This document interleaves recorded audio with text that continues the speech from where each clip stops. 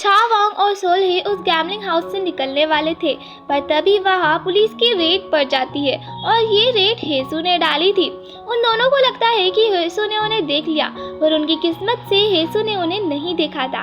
ये लोग वहां से भागने की कोशिश करते हैं, पर छावांग को अपने पैसों की बैग की पड़ी थी।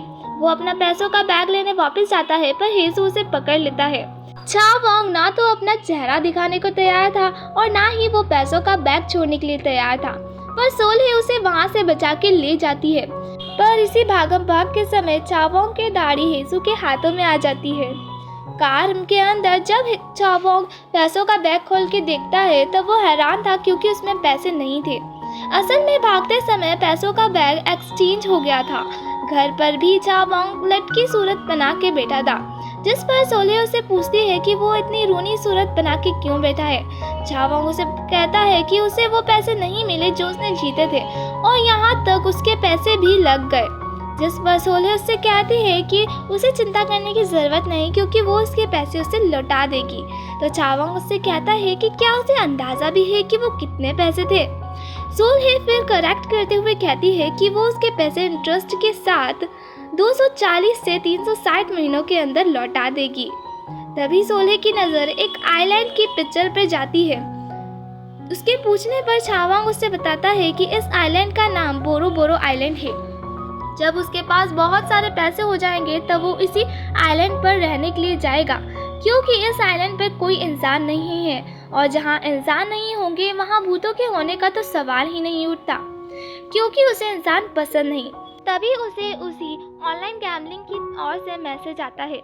ये सभी उस मैसेज को देखने लगते हैं और उसकी आईपी एड्रेस से लोकेशन का पता लगाने की कोशिश करते हैं, लेकिन उस वेबसाइट की सिक्योरिटी काफ़ी ज़्यादा स्ट्रांग होने के कारण वो उसे हैक नहीं कर पाते।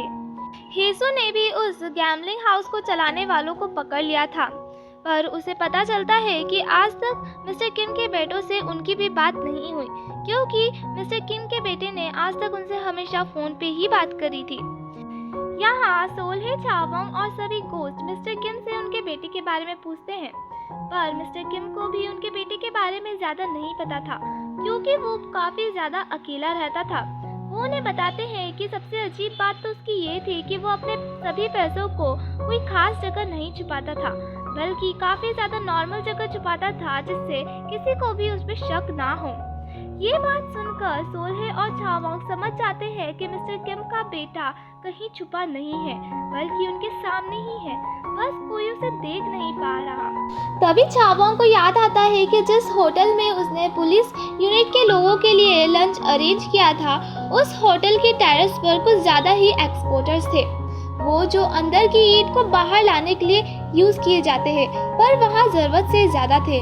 अगले सीन में हम उन दोनों को उसी होटल में देखते हैं, जहाँ बहुत ढूंढने के बाद उन्हें एक दरवाज़ा मिलता है जो कि बेसमेंट में जाता था। छावांग सोल्हे को वहीं रोक अकेला अंदर जाता है। अंदर बैठे मिस्टर किम के बेटे को भी इस बारे में पता चल जाता है कि कोई बेसमेंट में एंटर किया है। छावांग उसके पास पहुंचता है और उससे कहता है कि उसके पास कोई वेपन नहीं है, वो यहाँ सिर्फ अपने फायदे के लिए आया है, और उससे 1 करोड़ में डील करता है। मिस्टर किम का बेटा उससे हंसते हुए कहता है उसे लगा था कि वो उसको कुछ ज़्यादा ही पैसे देगा, और छावांग के ऊपर अटैक करने की कोशिश करता है। तभी छावांग अपने गोस्ट एम्प्लॉयज को बुलाता है, पर वो यहाँ नहीं आ पाते, क्योंकि वो तो किसी और ही मुसीबत में फंसे हुए थे। इसलिए उसे अकेले ही मिस्टर किम के बेटे से फाइट करनी पड़ती है। मिस्टर किम का बेटा उस पर अटैक करने ही वाला था, तभी सोल्हे उसके सामने आ जाती है और उसे बचा लेती है। तभी छावांग को एक फ्लैशबैक आता है, जहां सोल्हे और वो एशियन टाइम में थे, और सोल्हे ने इसी तरह से छावांग की जान बचाई थी, जिस कारण वो काफ़ी ज़्यादा इंजर्ड हो गई थी। प्रेजेंट टाइम में पुलिस ने मिस्टर किम के बेटे को पकड़ लिया था। फिर सोल्हे छावांग से कहती है कि ये आदमी भी बिल्कुल उसी की तरह है, इंसानों को नापसंद करने वाला। अगर वो भी इंसानों से दूर जाना चाहता है तो उसे किसी आइलैंड पे जाने की ज़रूरत नहीं, वो इसी तरह खुद को एक बेसमेंट में बंद कर सकता है और उसकी इच्छा पूरी हो जाएगी, और उसे उन लोगों की रिस्पेक्ट करनी चाहिए जो उसके पास है, और वहाँ से चली जाती है। अगले दिन हेसू सभी यूनिट के ऑफिसर्स को काम देकर सोल्हे को डिनर के लिए पूछता है, लेकिन उसे कुछ काम है ये कहकर वो चावोंग के पास चली जाती है। ये देखकर हेसू को काफ़ी बुरा लगता है और उसे जेलसी भी फील हो रही थी, क्योंकि अब सोल्हे अपना ज़्यादातर टाइम चावोंग के साथ बिताती है। सोल्हे चावोंग से पूछती है कि क्या उसके आसपास कोई गोस्ट है। तब चावोंग उससे सवाल करता है कि वो क्यों चाहती है कि उसके आसपास कोई गोस्ट हो। तब सोल्हे उसे बताती है कि हो सकता है कि उसके डैड उससे मिलने आते हो, जिस पर चावोंग कहता है कि उसके आसपास कोई नहीं है। सोल्हे फिर उससे पूछती है कि क्या वो उसके डैड की डेथ एनिवर्सरी पे चलेगा, हो सकता है उसके डैड वहाँ उससे मिलने आए। जो सुनकर चावोंग उसे कहता है कि उसे नहीं लगता कि वो उसका यूज उसके मतलब के लिए कर रही है। ये सुन सोल्हे भी सोचती है कि वो गलत कर रही है और उसे सॉरी बोलकर वहाँ से चली जाती है। सीन शिफ्ट होता है हेसू की ओर, जहाँ उसके डैड उसे एक ब्लाइंड डेट पर जाने के लिए कहते हैं, क्योंकि लड़की के डैड पॉलिटिक्स में थे और अब वो पुलिस चीफ से असेंबली मैन बनना चाहते थे। हेसू तो जाना नहीं चाहता था, पर उसे उसके डैड की बात माननी पड़ती है। वो रूम में जाता है जहाँ उसे एक फ्लैशबैक आता है जहाँ सोल्हे ने उसे एक की चेन गिफ्ट किया था। सीन फिर से चावोंग की ओर शिफ्ट होता है, जहाँ उसे हर जगह सोल्हे ही नजर आ रही थी और उसे मदद मांग रही थी, जिस कारण वो अच्छे से सो भी नहीं पा रहा था। अब हम लेडी शमन को एक सी के पास आता देखते हैं, जिसके बाद वो चावोंग के ग्रैंडपा की फोटो के सामने आती है। तभी वहाँ येजी आती है और उन्हें सिटी चल के रहने के लिए कन्विंस करती है, जिसके लिए वो भी मान जाती है। सीन फिर से चावोंग की ओर शिफ्ट होता है। वो घर आता है जहाँ बाहर उसे येजी मिलती है। वो उससे यहाँ आने का कारण पूछता है। येजी उसे बताती है कि अब वो उसके सामने वाले घर में ही शिफ्ट हो गई है और अब वो उसे अपने प्यार में गिराकर उससे शादी कर लेगी, जिस पर चावोंग कहता है कि ऐसा कुछ नहीं होगा और अंदर जाने लगता है। ये चीज उससे पूछती है कि क्या उसकी गर्लफ्रेंड है, जिस पर वो हाँ कहता है और तभी सोल्हे उसके घर से बाहर आती है। ये चीज उस पर हंसते हुए कहती है कि इससे अच्छी तो मैं लगती हूँ और तुम्हें इससे ब्रेकअप कर लेना चाहिए, और सोल्हे से कहती है कि उसे चावोंग से दूर रहना होगा क्योंकि वो उसका फ्यूचर हस्बैंड है। ये सुनकर सोल्हे भी काफी ज्यादा हैरान थी। चावोंग के पूछने पर कि वो उसके घर में क्या कर रही थी, सोल्हे उसे बताती है कि वो चीफ नाम से मिलने आई थी, उसका काम हो गया है और अब वो वापस जा रही है।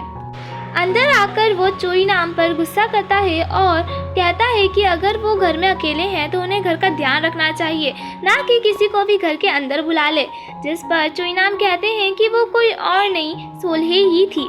तभी उसकी नज़र उस ही आइलैंड की पिक्चर पे जाती है जहाँ सोल्हे ने सभी के कार्टून ड्राइंग बना दी थी, जिससे उसे समझ में आ जाता है कि सोल्हे उसे अकेले नहीं रहने देगी। सीन अब उसी विलेज में शिफ्ट होता है जहाँ वो डिसेबल लड़का और उसके डैड रहा करते थे। वो सभी एक बोट के जरिए फिशिंग कर रहे थे। तभी उस लड़के को वो आवाज़ जो पहले आ रही थी फिर से आने लगती है, काफी ज्यादा तेजी से। ये आवाज़ उस बॉटल से आ रही थी जो उसने अपने हाथों में ले रखी थी। वो उसका ढक्कन खोलता है जिसके अंदर से एक काला सा साया निकलता है जो उसके अंदर समा जाता है और वो पॉजेस हो जाता है, जिसके बाद वो उस बोट पर मौजूद सभी लोगों को मार के समुद्र में फेंक देता है। कुछ बुरा होने का एहसास लेडी शमन को भी होता है।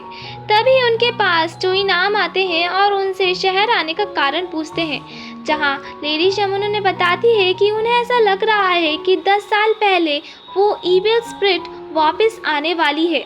ये सुनकर चोई नाम कहते हैं कि ऐसा कुछ नहीं होगा। अगले सीन में हम सोल्हे को देखते हैं जो कि अपने डैड की ग्रेव पर जा रही थी। तभी वहाँ चावोंग आता है और उसे कहता है कि उसका काम जल्दी खत्म हो गया था, इसलिए वो यहाँ आया है और उसे ज़्यादा उम्मीद लगाने की कोई ज़रूरत नहीं है। सोल्हे उसे बताती है कि जिस दिन उसके डैड की डेथ हुई थी उस दिन उसने अपने डैड से कहा था कि उसे उनकी ज़रूरत नहीं है क्योंकि वो उसके स्विमिंग मैच में नहीं आ पाए थे। लेकिन आज वो अपने डैड को बताना चाहती है कि वो उसको उनकी ज़रूरत उस समय भी थी और आज भी है। ये बताते समय वो काफ़ी ज़्यादा इमोशनल हो गई थी, जिसके बाद चावोंग उसे एक टिश्यू देता है और ये दोनों ग्रेवयार्ड पहुंच जाते हैं, जहां रात होते हुए भी चावोंग सनग्लासेस पहनने लगता है। सोल्हे के पूछने पर वो उसे बताता है कि यहाँ बहुत सारे गोस्ट हैं और उन्हें पता नहीं लगना चाहिए कि छावोंग उन्हें देख सकता है। अंदर जाते समय वो एक अनमैरिड गोस्ट को देखता है और अपने सनग्लासेस उतार कर सोल्हे को पहना देता है। वो देखता है कि एक गोस्ट उसकी ओर ही आ रहा है। वो सोल्हे को टच कर पाता इससे पहले छावोंग उसे गले लगा लेता है।